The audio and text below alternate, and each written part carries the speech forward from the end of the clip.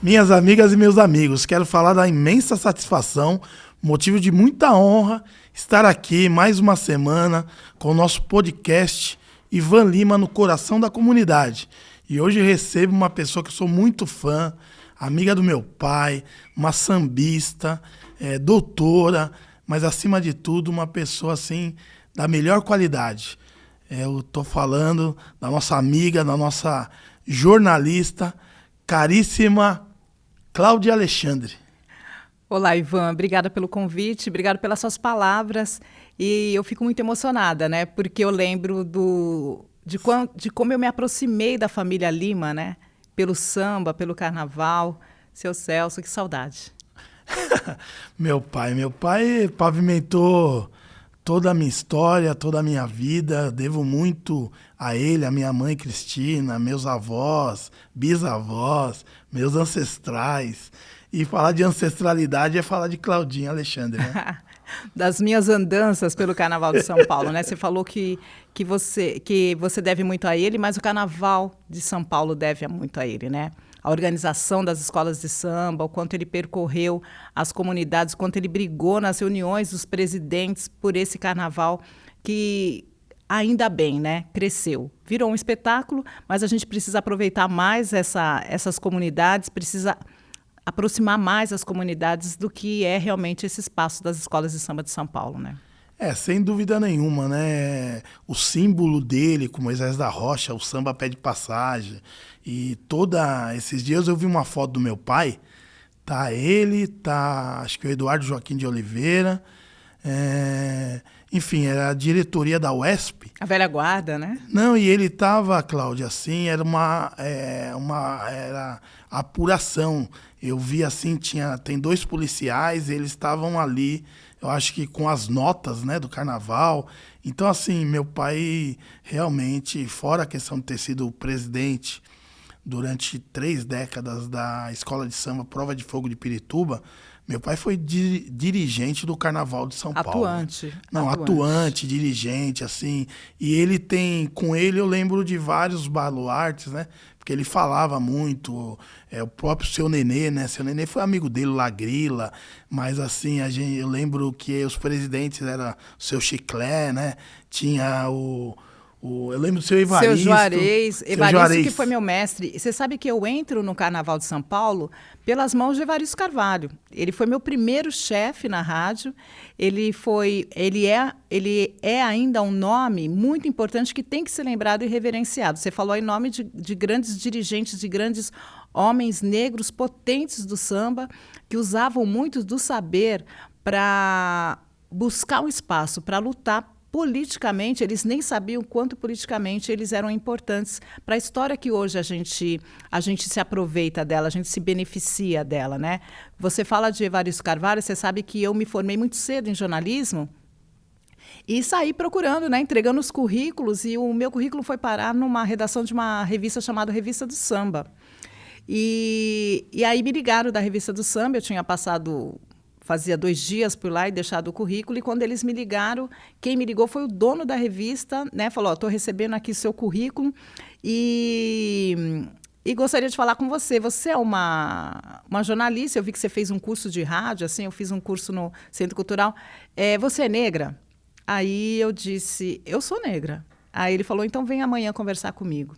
Aí quando eu cheguei na redação, ele falou, olha, eu estou te recebendo porque eu vi seu currículo, mas nós estamos tirando a revista do samba daqui de São Paulo. Acho que a revista mal chegou a circular.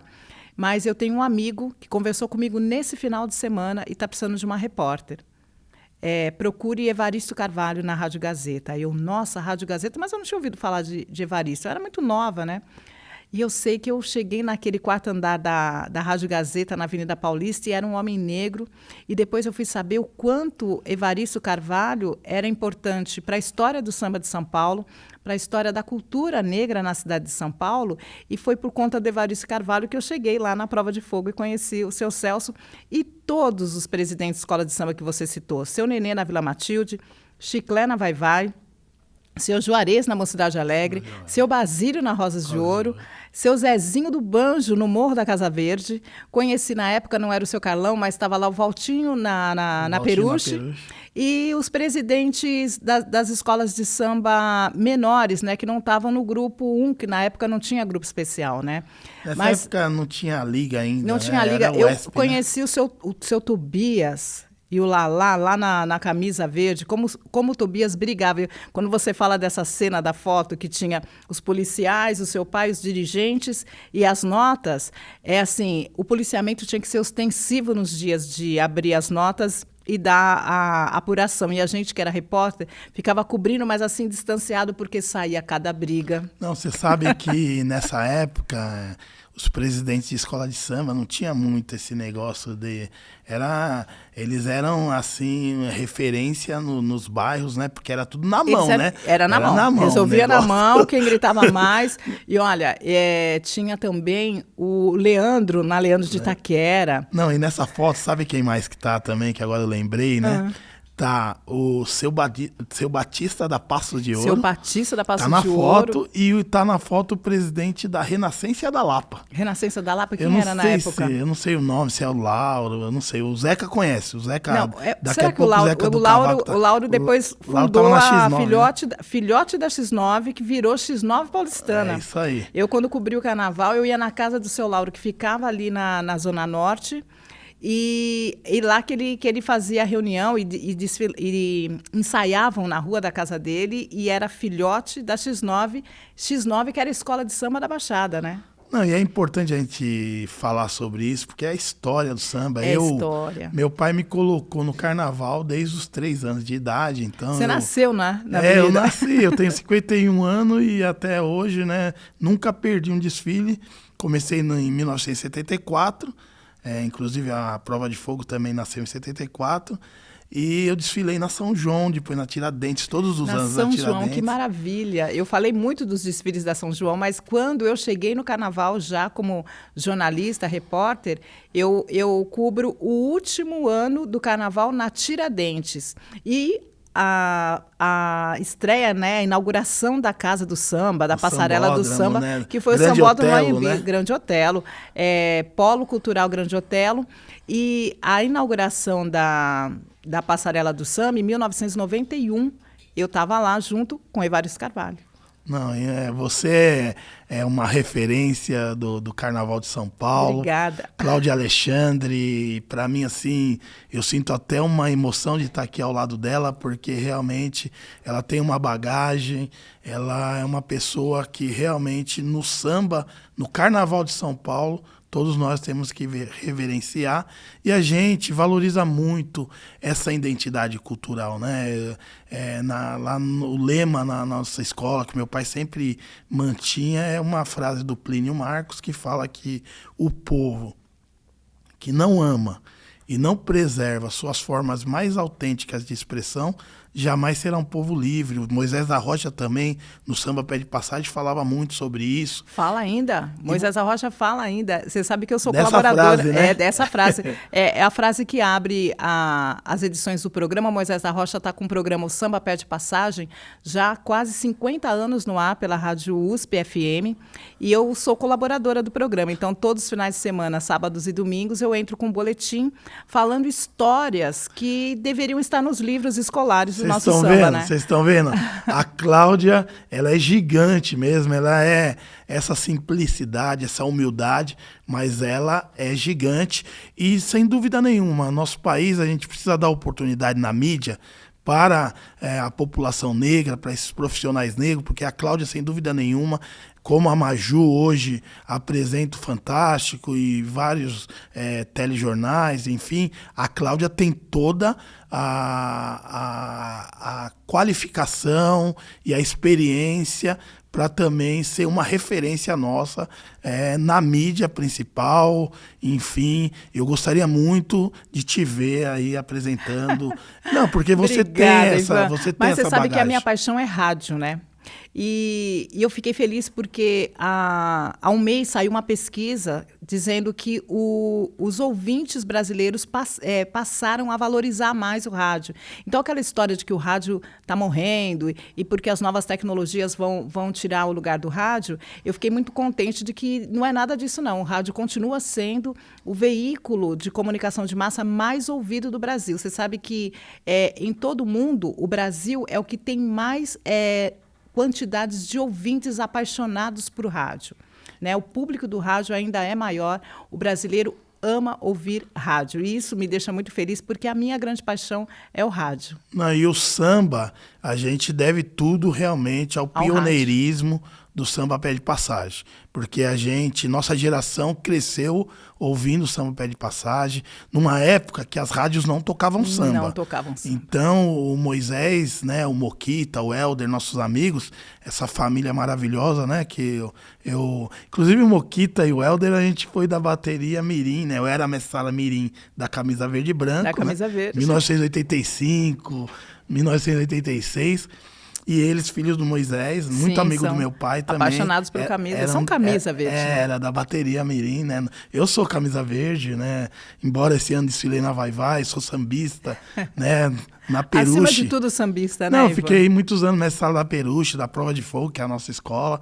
Mas assim, Cláudia, eu queria dizer que a gente precisava muito valorizar a nossa velha guarda. Porque você estava dizendo isso, né? Que se hoje o carnaval... essa magnitude, né? Se ele gera tudo que gera na economia, porque o carnaval ele é um dos eventos, é o grande evento brasileiro que passa no mundo inteiro, mas o Carnaval de São Paulo, sem dúvida nenhuma, ele movimenta muito a economia. Então, não é uma questão de custo, nada disso. Pelo contrário, ele traz divisas para o nosso estado e eles foram visionários, porque desde daquela época eles já falavam, eles que brigaram para que o carnaval realmente tivesse recursos, né, e fosse valorizado pela prefeitura. Oficializado, né? A regulamentação do samba de São Paulo, ela acontece em 1967, né? É assinado em 1968 e ela deve muito a Evaristo Carvalho e Moraes Sarmento, que são dois radialistas. Naquela época, o samba ainda desorganizado buscava uma forma de reconhecimento do poder público. Os dirigentes, tenho certeza que o seu Celso estava entre eles, foram até o prefeito Faria Lima. Foi isso mesmo. Solicitar que tivesse mais atenção, que a polícia parasse de bater em sambista, que houvesse um espaço digno e institucionalizado para que o carnaval pudesse sair com aquelas comunidades, porque naquela época, a gente está falando década de 60, haviam muitas comunidades, muitas famílias que formavam as escolas de samba, que esses nomes que a gente falou agora há pouco eram líderes que comandavam uma comunidade que era muito aquela coisa da família negra extensa. São vários quilombos, né? Muitos quilombos. E aí, Evaristo Carvalho é procurado, porque ele estava ligado lá à Associação das Escolas de Samba, às federações iniciais. A FESEC, a UESP, a União das Escolas de Samba Paulistana. Eu fiz aula de jurado de carnaval na época do seu Osmar. E aí, Evaristo Carvalho faz o quê? Naquela época, a gente tinha em São Paulo escolas de samba, blocos de enredo, que é diferente desses blocos de carnaval de embalo, e tinha as escolas de samba. E os cordões mais antigos, né? Os cordões carnavalescos naquela época, década de 60, em 67, a gente tinha em São Paulo. Deixa eu tomar um pouquinho de água. E aí, Evaristo é chamado, convida Moraes Sarmento e eles vão para o Rio de Janeiro. Evaristo tinha muito contato com o Rio de Janeiro. O Evaristo era conhecido como o Papa do samba do Brasil, né? Eu lembro dele como se fosse hoje. A esposa dele estava sempre junto. Assim, Dinorá. Não, então, a Dinorá, e assim, você tem uma ideia, eu pedi a benção para ele. É assim, uma coisa que a gente aprendeu, né? Que é muito importante para a nossa comunidade, a gente valorizar isso, a nossa identidade cultural, a nossa ancestralidade. E eu penso que o carnaval, Cláudia, a velha guarda do carnaval, os baluartes, a gente tem a Embaixada do Samba, né? A Embaixada do Samba ali, mantida pela UESP. A Laurinha, inclusive, esses dias estava me abraçando, tem mas... o Cidadão Samba paulistano. Então, e o seu Fernando Penteado, muito importante também, são pessoas que a gente tem um carinho muito grande. E assim, eu penso que o Carnaval de São Paulo, do Rio de Janeiro também, no Rio eu não sei dizer como que funciona isso, mas a Fábrica do Samba, o Polo Cultural Grande Hotel do AMB, a velha guarda não tinha que pagar ingresso, tá? Para mim, a gente teria que valorizar, eles têm um espaço especial, um camarote da velha guarda do samba, de quem de fato lutou quando realmente a gente não podia fazer carnaval. O seu Nenê mesmo conta numa das histórias que ele tocava o pandeiro com uma lata de goiabada e a polícia vinha e descia o braço no Seu sambista. Carlão foi preso tantas vezes e conta, ele tem um livro do Bruno Baronetti, professor Bruno Baronetti, que conta a história do seu Carlão no samba, e ele fala que assim, o sambista não podia sair com nada que sinalizasse que ele tocava samba, ele tinha que estar com a carteira de trabalho na mão, e disse que o policial já batia instrumento na mão, quero só carteira de trabalho. Não tinha carteira de trabalho, era um tapa na orelha e chilindró. Eu fico imaginando que a época da escravização no nosso país, né, que aqueles que conseguiam sua alforria tinha que provar com papel na mão que ele estava alforriado. Depois da abolição, veio a lei da vadiagem, aí nossa juventude que sofre até hoje, tudo isso que a gente sofre com essas questões da violência contra a gente, os homens tinham que mostrar carteira de trabalho para não apanhar da polícia. Só que, na realidade, o nosso povo não tinha oportunidade de emprego. Então, vocês imaginam como que realmente a gente precisa valorizar de fato, reconhecer e valorizar a nossa cultura brasileira, porque se ela tá viva até hoje, seja o samba, né? Que a Cláudia, antes aqui da gente iniciar, estava falando sobre essa questão da gente realmente ter uma assessoria do samba, ter uma casa do samba, ter um projeto voltado ao samba, porque o samba, ele é uma das culturas brasileiras mais fortes, mais genuína no mundo. A gente fala da Bossa Nova, mas a Bossa Nova bebe na base cultural do samba. O maior patrimônio cultural e material que nós temos no Brasil é o samba.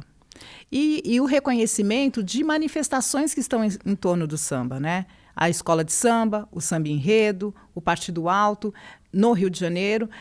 Na Bahia a gente tem o samba de roda, né, lá no Recôncavo. Quando você falou dessa conversa que a gente teve de bastidores, né, em relação a patrimônios, né, que a gente poderia ter a partir do samba, como, por exemplo, a Casa do Samba. Você sabe que eu viajo geralmente para fazer congresso, agora que eu estou na academia, congressos falando do samba, falando das minhas pesquisas, eu passo em cidades e capitais que têm a Casa do Samba. São Paulo não tem o samba a Casa do Samba Paulista. Terá. São Paulo terá a Casa do Samba Paulista. Esse projeto da Cláudia Alexandre, e que a gente vai com certeza levar isso, seja Poder Executivo, Poder Legislativo, e nós teremos. E nós já muita conseguimos. Responsabilidade. O projeto da Casa do Samba Paulista é seu. Estou passando a bola aqui para você. Tudo bem, nós vamos atrás. Nós já conseguimos a Casa Afro-Brasileira, que é a Casa SP Afro-Brasil. Ai, parabéns, que vai ter o samba nela, sem dúvida nenhuma, reconhecido, para além da questão cultural, como economia criativa. Mas, sem dúvida nenhuma, esse projeto da Casa do Samba Paulista, embora a gente tenha agora a Fábrica do Carnaval, né, que é um espaço maravilhoso. Distintas. Eu acho que quanto mais espaços a gente tiver que fales sobre a complexidade que o samba tem, né? O samba é um fato social, você pode contar a história do Brasil a partir do samba, a história da presença e contribuição negra no Brasil a partir da história do samba. Não, os sambas enredos faziam isso, Eu né? sou suspeito, tá? Eu sei. Porque tudo que eu sou, tudo que eu consegui alçar na vida, mesmo na vida profissional, eu devo ao samba. Eu te garanto que eu também. Eu tenho dito isso muitas vezes, não tenho dúvida nenhuma que essa inteligência emocional, essa facilidade de fazer amizade, de conversar, de se comunicar, tudo eu aprendi nas escolas de samba. É a minha base também. Até porque a escola de samba ela é muito acolhedora, né? Vocês podem reparar que você tem a ala das crianças, você tem espaço para todos. A ala das baianas, tem a velha juventude, guarda. então você tem desde a questão geracional, como você tem também o espaço das alas que são acolhidas por todas as regiões da nossa cidade, do nosso estado. Inclusive, você sabe que o samba em São Paulo, a gente não fica sem carnaval, porque existe a lei do carnaval do samba. Quem me falava muito isso é o irmão da presidente, até que você falou que é uma mulher que foi presidente da UESP, que Adelmo é a Leia, dos né? Santos. A Leia. Adelmo dos Santos. É o irmão Adelmo, da Edileia o dos irmão Santos. dela. Foi o Adelmo que me contou sobre essa questão, né? Inclusive me deu uma aula, né? Era um curso de carnaval, na realidade, e ele contou sobre isso. Sabe por que em São Paulo a gente não fica sem carnaval, independente do prefeito que assumir? Porque a gente tem uma lei do Carnaval de São Paulo. Que protege a regulamentação, que era o que eu estava falando, que vem desde a década de 1967. Então, e você sabe, não, mas parece que teve uma lei, não sei se Então, é mas 91, aí legislou, né? Isso, então, isso. assim, o que a gente tem é um carnaval que foi reconhecido pelo poder público, uma manifestação que são os desfiles das escolas de samba, que entraram no calendário oficial da cidade, mas porque houve uma assinatura. Então, a gente precisa que o poder público dê atenção no que se pode mais se beneficiar desse patrimônio que as escolas de samba nos oferecem. E né? agora, nesse ano de 2022, se eu não me engano, foi 2022, a gente esteve lá no Palácio dos Bandeirantes, foi recebido todas as escolas de samba, a Liga, a UESP, porque foi considerado como patrimônio imaterial do Estado de São Paulo, o Carnaval de São Paulo. Isso é muito importante, porque além das políticas públicas que são feitas pelo município, através da Liga e da SP Tours, e a gente sempre quer que o carnaval também seja investido pela Secretaria da Cultura Municipal, sem dúvida nenhuma. Hoje a gente tem a Aline Torres, né, uma Porque mulher já era negra. hora, né, Ivan? Já Não, era já hora passou da da gente hora da sair cultura dessa também. história de ser só um produto turístico, porque é para lá que foi levado a manifestação dos desfiles das escolas de samba, e as secretarias de cultura ficam alheias àquele evento. A maior cultura do nosso país. E aí, o que acontece? A gente também quer que o carnaval seja visto como desenvolvimento econômico também. Econômico e cultural, né? Qualificação profissional, empreendedorismo. Mas o que eu ia dizer para a Claudinha, e para vocês principalmente, é que a gente quer o carnaval no estado todo. A gente quer o carnaval regional. Inclusive, o Estado de São Paulo ele é organizado em regiões administrativas metropolitanas. A gente tem uma Secretaria de Desenvolvimento Regional e a gente quer ter o Carnaval Metropolitano, que isso é uma demanda que a UESP, a Liga, já nos trouxe também para o poder público e a gente quer investir nisso. Maravilha. E em todas as regiões do Estado. Sabe por quê?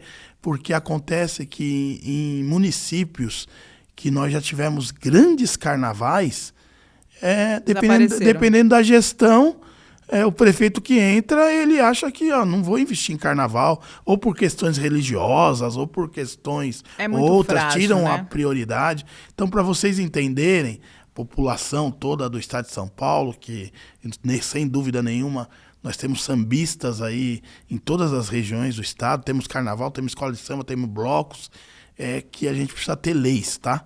Nós estamos num momento de eleição, dessa vez eleição estadual, federal, mas a gente tem eleições municipais, e a gente precisa exigir que o legislativo, junto com o executivo, possa garantir também, como a capital, a cidade de São Paulo tem o carnaval garantido, que vocês também tenham. Essa é uma demanda que chega muito na gente, e a gente quer valorizar o samba e o carnaval, porque sem dúvida nenhuma só traz resultados positivos para toda a nossa população, para o nosso país. E eu acho importante você falar isso, porque a gente tem que mudar a perspectiva em relação ao que significa a escola de samba, né? Então, assim, essas escolas de samba perderam seus desfiles por essas cidades do interior, porque eu estou te falando que na década de 90 eu fazia curso na FESEC, na Federação das Escolas de Samba, que atendiam muitas cidades. Uma federação estadual, né?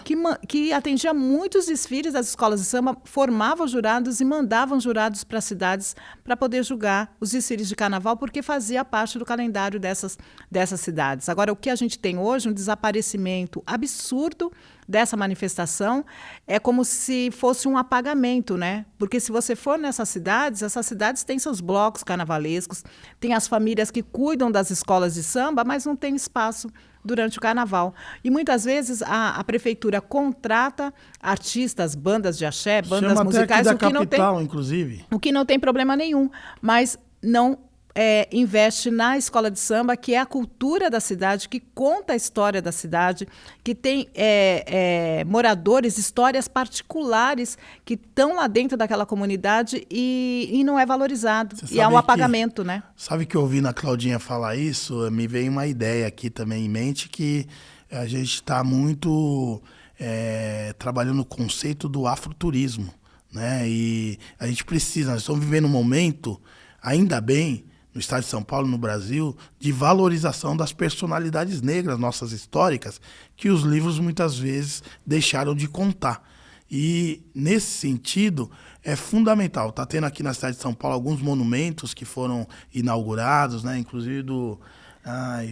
Madrinha Eunice, Geraldo Filme foi inaugurado, Ademar Ferreira, Itamar Assunção, Madrinha Eunice. Eu estive na inauguração da estátua da Madrinha Eunice. Brigamos muito porque a estátua estava lá no meio da Praça da Liberdade, né? Como se fosse representou simbolicamente a nossa reapropriação daquele espaço que tem origem negra, né, e que entra para o calendário turístico da cidade como um bairro japonês. Não é um bairro japonês na origem, é um bairro negro, assim como a Bela Vista não é um bairro italiano, o Bexiga não é um bairro italiano na origem, e sim um bairro negro, que inclusive ali tinha o quilombo do Saracura, né? Mas eu tive na inauguração da estátua da Madrinha Eunice, que foi em abril, e de lá para cá a gente brigou porque a gente passava pela estátua, a estátua não tinha sequer a placa, né?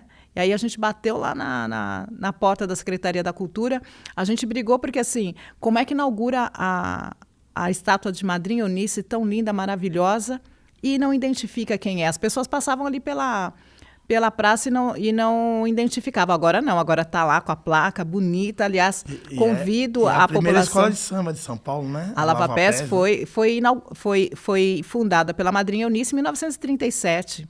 Não, e eu falando nesse sentido, eu vejo que está tendo realmente várias agora monumentos e estátuas referenciando a nossa cultura e principalmente essas personalidades negras. Inclusive o professor Abílio Ferreira tem feito um trabalho esplêndido ali no Centro Histórico de São Paulo, contando a verdadeira história ali, e a gente, como Centro de Equidade Racial, a gente cobriu isso e saímos ali ele fala do triângulo histórico. Sim, é maravilhoso o trabalho do Abílio Ferreira. O Abílio Ferreira, ele fala não só pela recuperação e revitalização da história ali da Capela dos Aflitos, Cemitério dos Aflitos, da presença do arquiteto negro Tebas, né, como um construtor do nosso patrimônio, mas ele também tem um trabalho muito bonito pela marcha por Luiz Gama na cidade. Todos os anos a gente sai ali do cemitério onde está o monumento do Luiz Gama, a lápide, e vai até o Lago do Aroche, passa pelo Sindicato dos Jornalistas. Eu sou da comissão dos Jornalistas pela Igualdade Racial, do Sindicato dos Jornalistas, e todo ano a gente acolhe aí a caminhada Luiz Gama, que Luiz Gama para é agosto, né? A semana agora ele está buscando a semana Agora Luiz é dia Gama. 24 de agosto, nós vamos fazer um evento também lá, vamos acolher a caminhada, que já é tradicional. Eles param ali, onde a gente conseguiu reconhecer Luiz Gama como um homem negro, também da imprensa, não só das leis, um homem da imprensa, e nós conseguimos fixar lá na sede do sindicato a foto do Luiz Gama, uma placa em homenagem ao Luiz Gama, está lá no auditório do nosso Sindicato dos Jornalistas. Temos um grande nome negro na imprensa paulista e é Luiz Gama, um homem extraordinário. Luiz Gama, até hoje, ainda bem que foi reconhecido também, acho que é patrono também, né? Acho que na OAB. Ele foi reconhecido como um homem das leis, do direito, pela OAB, e agora, recentemente, o ano retrasado, como a gente estava no meio da pandemia, a gente não conseguiu fazer a festa que a gente queria, mas a gente fez um evento também associado à programação da Caminhada Luiz Gama, onde a gente reconheceu, o sindicato reconhece ele como um homem da imprensa paulista. Por isso que eu sempre digo que nós não somos descendentes de escravos, como dizem os livros escolares. Nós somos descendentes de grandes civilizações africanas. E de muitas. De reinados fortes e poderosos, de reis, rainhas, príncipes e princesas. E voltando para a questão das escolas de samba, a gente também, pelo menos eu e tenho certeza que muita gente da nossa comunidade, aprendeu sobre a nossa história, foi nas escolas de samba. Eu já levanto a mão e digo, eu tinha uma realidade para mim no dia 3 de maio, na sala de aula, onde era vergonhoso que a professora falava sobre os meus ancestrais. E quando eu chegava em casa, ainda bem que meu pai era um homem do samba. Meu pai era um homem do samba e do axé, seu Luiz Alexandre, que nos deixou agora em 2021. Mas todos os anos, final de ano, o que a gente tinha em casa? Sambas enredos de São Paulo e do Rio de Janeiro. E aquelas letras maravilhosas que diziam que as minhas ancestrais eram rainhas, eram bonitas, que os negros eram reis. Então, isso me fez também enfrentar com a cabeça erguida o mundo lá fora, né? Quando a gente vai estudar, porque na minha casa o estudo era lei, era ordem. E eu sempre me debatia com o conteúdo que era falado na escola sobre o 13 de maio. 13 de maio era um dia de falar que negro era escravo. E depois, mais tarde, eu passei a falar, nós não fomos escravos, fomos escravizados, sequestrados do continente africano e temos história para contar, porque nós conseguimos desenvolver valores civilizatórios que nos retornaram à humanidade. E aqui estamos, inclusive aqui num podcast, para contar essa história para vocês, né? Sankofa, né? Sempre Sankofa. Valorizando nossa história. Mas eu queria falar para vocês também da importância que nossos ancestrais, nosso povo, teve com a construção desse país. Porque os ciclos econômicos do Brasil, seja o ciclo da cana no Nordeste, seja o ciclo do ouro e minérios em Minas Gerais, ou o ciclo do café Rio de Janeiro e São Paulo, foram os nossos ancestrais que trabalharam para a construção e para todo esse desenvolvimento econômico do nosso país, que gerou como base o desenvolvimento do Estado de São Paulo e do Brasil.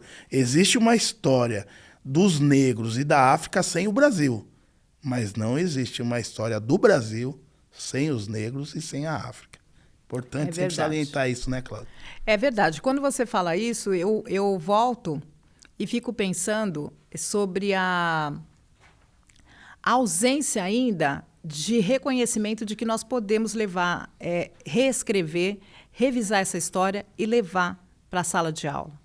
Não, inclusive eu tenho uma tia, a tia Vera. A tia Vera fez uma experiência como professora numa escola lá na Zona Sul. O que ela fez? Ela levou justamente a experiência de um carnaval para a sala de aula como um projeto para todos os alunos. E aí a gente percebe, ela percebeu, e isso virou uma festa e uma febre na escola. Por quê? Todo mundo ficou motivado em trabalhar. Porque o carnaval, por isso que eu falo que eu aprendi muito, porque a gente começa, carnaval em fevereiro, mas março e abril já está pensando no tema, né? Então você tem... Pois é, você eles tem um também cronograma, desconhecem né, isso, né? Você tem um cronograma que em março e abril você está escolhendo o tema, sobre o que você vai falar. Esse tema pode ser um tema cultural, você contar a história de uma cultura, de um povo, de um país, de uma cidade, enfim. Mas ele também pode ser um tema, hoje em dia, muito utilizado, que é um tema para buscar patrocínio. É um tema, às vezes, técnico, ou um produto, vai falar de um produto de uma empresa, enfim. Mas por quê? Porque o formato do carnaval ele é muito importante. Presta atenção. A gente tem o tema... Desse tema que você escolhe, que você vai falar, você vai escrever um enredo, então você tem ali língua portuguesa. Desse enredo, você faz um resumo, que é a sinopse desse enredo. Essa sinopse você vai passar para os compositores para fazer o samba enredo e vai passar para o carnavalesco, né, que na realidade é esse carnavalesco que acaba desenvolvendo esse tema, ele vai fazer o projeto do carnaval, então ele vai fazer os desenhos das fantasias e das alegorias em cima dessa história que foi resumida, então ele vai transformar isso num teatro, né, de rua, onde você tem um cronograma, você tem o abre alas, a ala 1, a ala 2, até a última ala da escola, e ali vai estar contando toda a história sobre esse tema que você escolheu. Aí depois você tem composição, então você tem músicos compondo samba enredo. Eu adorava, uma das partes, eu queria até que você falasse um pouco sobre isso, é o concurso de samba enredo, né? O concurso do samba enredo é um evento à parte, né? Você vê aqueles compositores trazendo vários sambas, várias obras, né?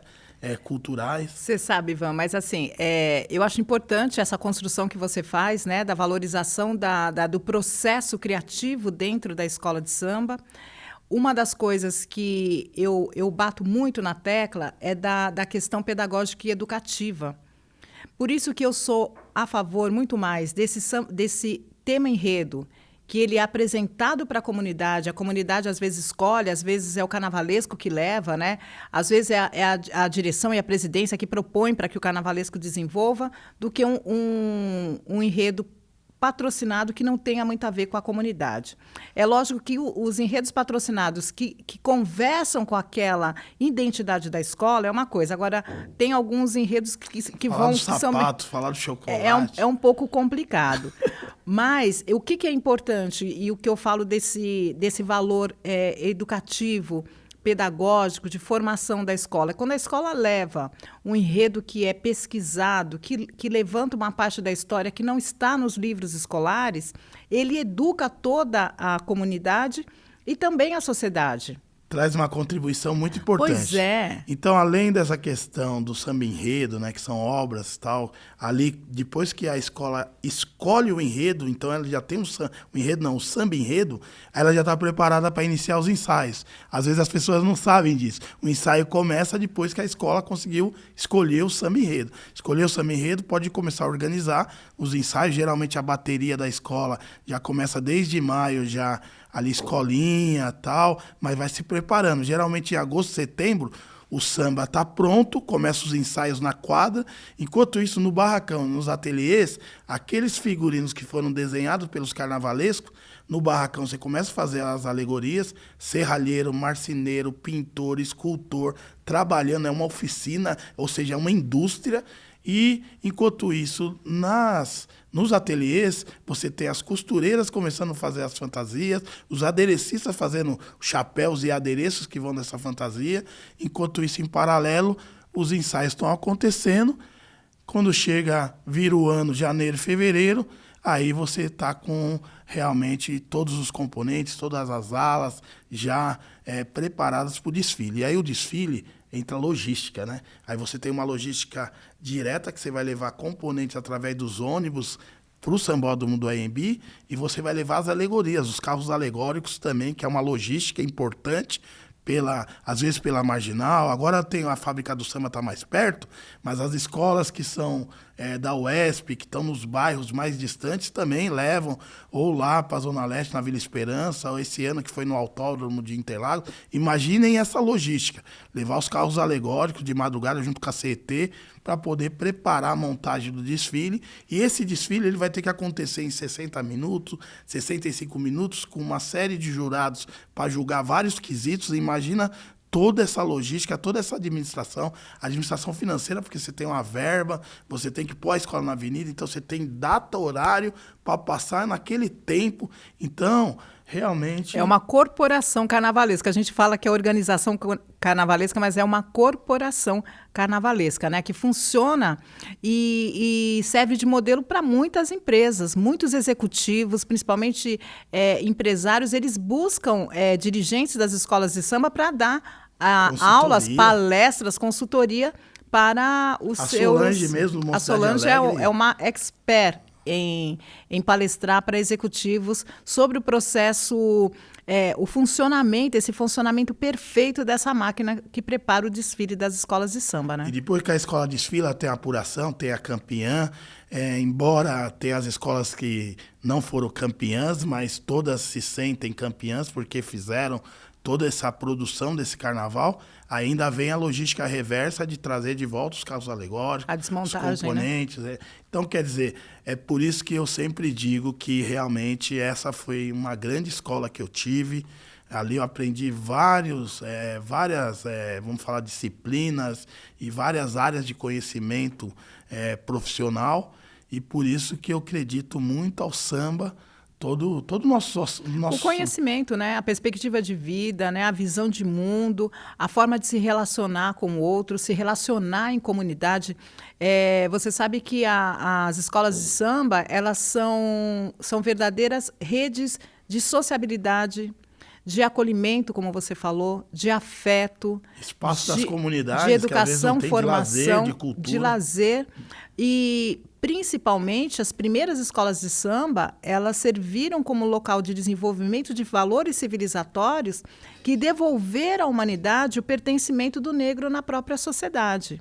Né? Então, assim, por isso que esses ajuntamentos, no início, eram perseguidos pelo Estado, né? Pelo sistema. E o sistema que eu digo era a imprensa, igreja na época e a polícia.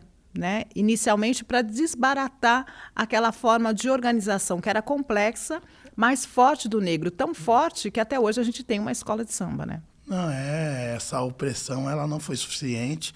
E aí depois, como várias culturas que a gente tem, eu gosto de falar do samba, mas eu tenho que valorizar outras culturas afro-brasileiras, capoeira, o maculelê, maracatu, estão funk, interligadas, né? O hip hop, muitas das culturas que estão inclusive nas comunidades, porque é um símbolo de resistência cultural.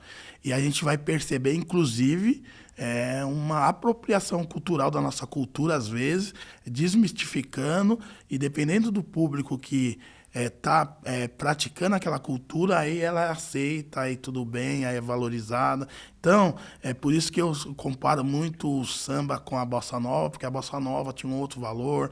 A gente vai ver que artistas sambistas, mesmo Paulinho da Viola, esses que são reconhecidos, o cachê deles é um. A hora que você fala de uma outra expressão cultural brasileira, aí o cachê é outro. Então, todas essas coisas a gente quer lutar para que a gente possa, de fato, ter igualdade de oportunidade, ter equidade, porque realmente só vai melhorar nosso país, vai transformar o nosso país numa grande nação.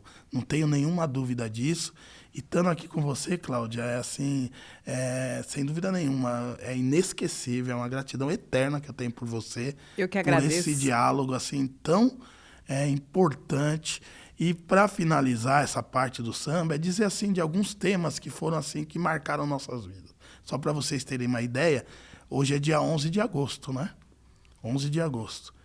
Lá no Largo São Francisco, bem no centro da cidade, dia 11 de agosto, vem lá da faculdade, Rosas de Ouro, falando da importância do Largo São Francisco, da Faculdade de Direito. O Rosas foi campeão com esse carnaval. Então, a gente valoriza todas as culturas, entendeu? Contando a história italiana, ou portuguesa, ou enfim. Mas nós queremos também que a nossa cultura seja valorizada. Por que a nossa religião ela tem que ser perseguida? Por que a nossa estética tem que ser criticada? Por que a nossa intelectualidade tem que ser questionada? É isso, eu adoro o macarrão, eu acho que todo o valor que a gente tem com todos os povos que vieram para o estado de São Paulo, principalmente para a cidade de São Paulo, essa diversidade é que faz toda a diferença, é que valoriza sem dúvida nenhuma, mas que a nossa cultura também possa ser reconhecida e valorizada. A nossa história, a história indígena, que ela também possa ser contada, entendeu? Então, por isso que a gente quer que o ensino de história e cultura afro-brasileira e africana e indígena seja contada na educação. Já tem a lei 10.639 de 2003 e a lei 11.645 de 2008, que você acha que aqui no Brasil a gente precisava ter lei para dizer que em 1500 o descobrimento do Brasil, das Américas, já tinha os povos originários aqui, que isso é uma farsa, por que não falar que tinha aqui povos indígenas de norte a sul desse país? Muitas etnias, né? A gente tem Yanomamis, tem os Guaranis, tem, enfim, de norte a sul do país. Por que não conta essa história nos bancos escolares de verdade? Por que não fala da contribuição africana, afro-brasileira, desde o século XVI, que nós já estávamos aqui? Tudo bem que a imigração europeia veio no final do século XIX, início do século XX, mas nós já estávamos aqui trabalhando desde o século XVI. Então, que as escolas contam de fato essa história, porque a história é verdadeira, só vai valorizar nosso país. A gente tem que ter a igualdade de oportunidade para todos, valorizar os talentos, a nossa juventude, a nossa periferia. O país vai ser muito, muito melhor se a gente parar de ficar enterrando a cada 23 minutos os jovens brasileiros. A única coisa que a gente quer não é ser melhor que ninguém, nem melhor que outro povo. Nenhum. Pelo contrário, a gente quer a valorização de todos. Mas a gente tem que, de fato, dar oportunidade para a nossa juventude. Porque o que mais tem nas nossas periferias, nas nossas comunidades, são talentos. Os talentos estão aí, eles só precisam de oportunidade. Então, Cláudia, eu acho que realmente... Que aula, né? É assim um diálogo, falar do samba e de toda a contribuição que o samba deu para esse país e que ele realmente não tem como não dizer que é uma identidade afro-brasileira. É afro, mas é brasileira também. E o que a gente busca é só cidadania. Quando nossos ancestrais foram escravizados, o que eles não tiveram foi a cidadania. Eles não eram vistos como cidadãos. E por isso foi retirado todos os direitos. A partir da abolição, não tivemos as políticas públicas. Essa abolição também é uma farsa, é uma abolição inacabada, inconclusa. Então a gente, inclusive, eu tenho ideia de denunciar essa abolição para que a gente tenha uma abolição de verdade, de fato, que gere, através de políticas públicas, oportunidade para todos os brasileiros. Então o que a gente busca é cidadania. A gente até hoje luta para, de fato, ser um cidadão brasileiro. E nós estamos falando de mais de 100 milhões de brasileiros. Então está na hora, país. Está na hora da gente melhorar essa representatividade, de fato, nas câmaras municipais, nas assembleias legislativas, na Câmara Federal, no Poder Legislativo e no Poder Judiciário. Que, de fato, a gente possa lutar contra essa chaga, que não é nem minha nem sua, mas que está enraizada na nossa sociedade, que é a chaga desse racismo estrutural. E todas as pessoas, de todas as cores, podem ser antirracista. Você pode lutar contra isso, porque essa luta não é só do negro, é de todos nós, de toda a sociedade brasileira, para que a gente tenha um país melhor. Não dá para viver ilhado mais, entendeu? Então eu penso isso, Cláudia. Eu acho que você me traz essa inspiração. Maravilhosa. Sua explanação maravilhosa. Essa possibilidade de luta das mulheres negras, que está na base da pirâmide social. E que sempre esteve, na verdade, que sempre contribuiu para a transformação, para a evolução da nossa sociedade brasileira, né? Eu estava até conversando com a Michele, né? A jornalista que está aqui na produção, nos bastidores, é a Michele, né? É, a Michele, tá a Milena, tá o Thiago. Ela estava me falando sobre, olha, como é importante também falar sobre a forma em que a mulher não está presente, né? No samba, no né? Samba. Também. Aí eu estava falando para ela que, na verdade, existem narrativas. Assim como há uma narrativa que diz que foi Princesa Isabel que libertou os escravos, e não foi os escravizados, né? Porque naquele momento, nenhum livro conta que em 1888, pelo menos 80% da população negra que existia no país já não estava mais escravizada, elas já tinham comprado carta de alforria, já tinham conseguido a emancipação. Pela pressão da Inglaterra, né? Não só pela pressão da Inglaterra, já havia revoluções que não vão para os livros escolares, as dos revoluções malês, negras. dos búzios. Havia o processo Teresa de dos Benguela. abolicionistas, embora tenham participado só para até o 13 de maio, fortemente a gente precisava que esses abolicionistas continuassem o movimento, mas a gente tinha movimento abolicionista, a gente tinha cartas de alforria, a gente tinha a emancipação, a gente tinha africanos libertos circulando por aqui, a gente tinha a resistência dos quilombos. Então, assim, a carta foi assinada para legitimar algo que já estava insuportável para o sistema escravagista no Brasil. Então, a gente precisa que a gente passe a contar isso. E em relação à presença da mulher negra, a mulher negra sempre esteve no samba. Ela foi ocultada, invisibilizada, embora ela sempre estivesse ali, contribuindo para o que a gente está vendo agora aí na TV Globo, nas TVs, as escolas de samba desfilando, mas tinha e sempre teve a mão da mulher negra nessa instituição, escola de samba. E eu posso falar pela minha própria família, porque meu avô, Celso Monteiro, minha avó Hortência, minha tia Nair, o samba já começava na sala de casa. Grandes mulheres. Então, é assim, enquanto meu avô estava tocando lá, hoje é que a gente chama de rebolo e tal, minha avó estava tocando a colher, minha tia estava com o prato, minha tia cantava, meu tio Ari no violão. Então, é essa base. E igual era a minha família, eram várias famílias negras que estavam ali, tanto na questão do samba, como na questão da ancestralidade. Da religiosidade, elas foram importantíssimas.